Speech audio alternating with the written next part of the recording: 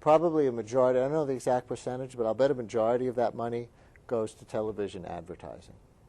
At least I'm certain that the largest single chunk goes to television advertising over time. Now, what does that do? That opens the door for all kinds of influence on the part of big campaign donors. So it's restricted to some degree now, thanks to the McCain-Feingold campaign finance law, right? At least the big soft money contributions, the hundreds of thousands of dollars from one person or one organization, kinds of contributions can't be made anymore.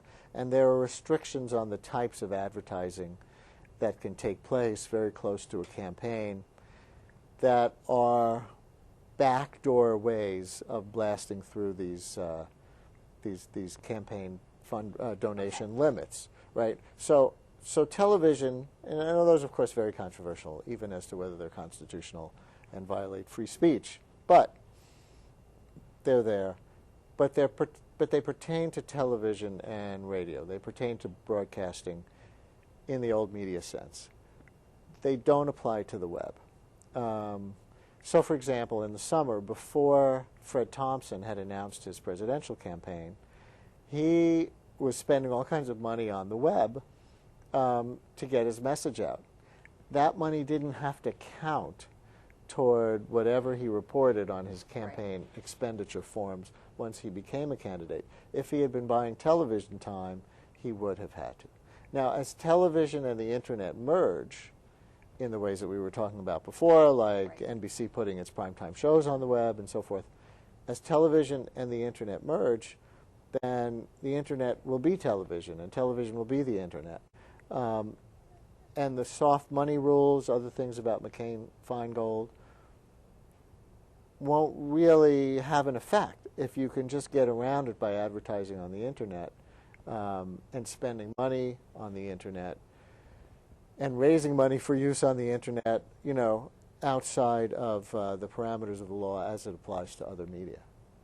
So one question is, how far are we going to be able to bring the McCain-Feingold bill? And I think that an even bigger question here is, how far is the Telecommunications Act going to be able to go in this new era of new media and new technology? Good question. As for McCain-Feingold, I actually got to ask John McCain that question a few weeks ago, and I didn't know. You know, they say lawyers are supposed to know the answer to every question before they ask the question. They say that about journalists, too, very frequently, but sometimes it's the most fun when you don't know the answer you're going to get, because you can indulge your curiosity instead of just playing some chess game, you know. And so I did not know John McCain's position when I interviewed him on McCain-Feingold and the internet, so I was surprised to learn that he does not believe that his own law should apply to the web. Really? And part of the reason, or the reason that he gave me, is that the internet is a young medium. He doesn't want the government stepping in and restricting it until a problem exists, until it's been demonstrated that a problem exists on the web. So if it really does turn into a soft money loophole, and there really is a lot of, you know, extra corporate interest money, extra union interest money, extra whatever kind of special interest money, being able to get funneled through the web in ways that buy extra influence with the candidates, then maybe he'll come back to it, he says. But, you know, I think he's taking the Republican position that he needs to take in the presidential campaign, which is, you know, a very pro-market, anti-regulation kind of position.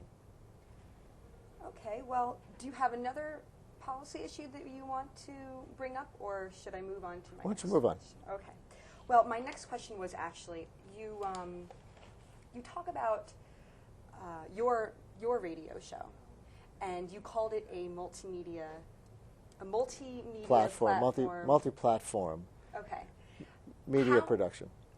How are you bringing just so we can kind of explain, show our audience what it means to be bringing old media into new media. Can you explain to us what you've done with your show to bring it into new media? Sure. So my show, you would normally think of as a radio show in the traditional sense, but we've started to interact with the web and digital media in various ways.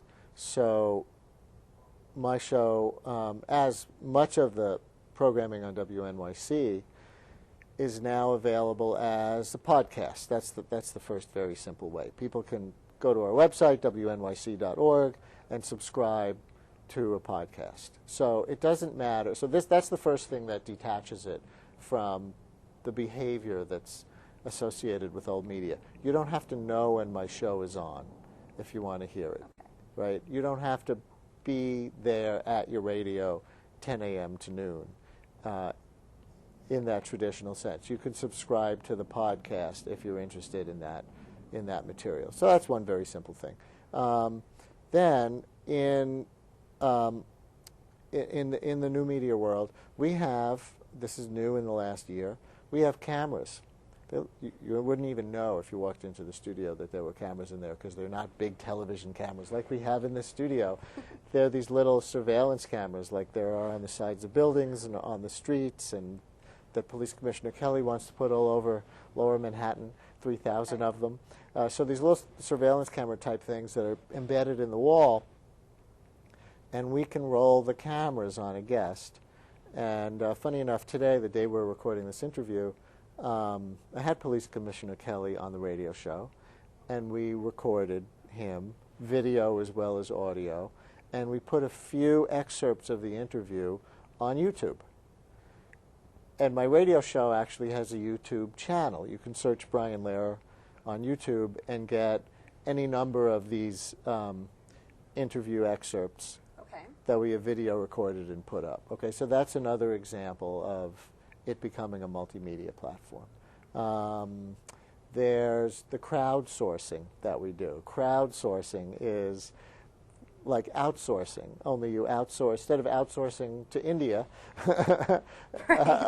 for a call center, you outsource to your audience some of the journalistic work, which can be then done better by everybody all together than just our little staff in a room in a radio station. So, for example, our current crowdsourcing project does pertain to these same campaign finance documents that I was talking about before. And we have asked our listeners, and you can all do this too, go to the link that we have on our site, wnyc.org. We have a link to the Federal Election Commission site, to the Hillary Clinton and Rudy Giuliani campaign spending and fundraising filings. And we're asking people, just go to those filings, find what's interesting, unusual, or funny, and post them on our comments page. Well, thank you very much. I wish we had more time. Brian Lehrer, WNYC, thank you for coming. Media reporter Kathryn Farrara.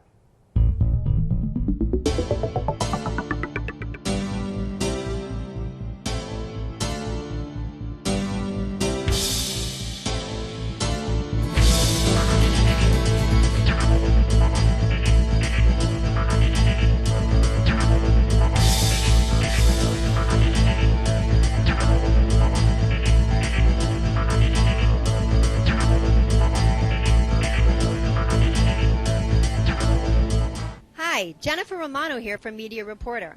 Have you watched one too many reruns of Law & Order and Court TV? Well, if you're interested in learning about real law, check us out on this channel once a week.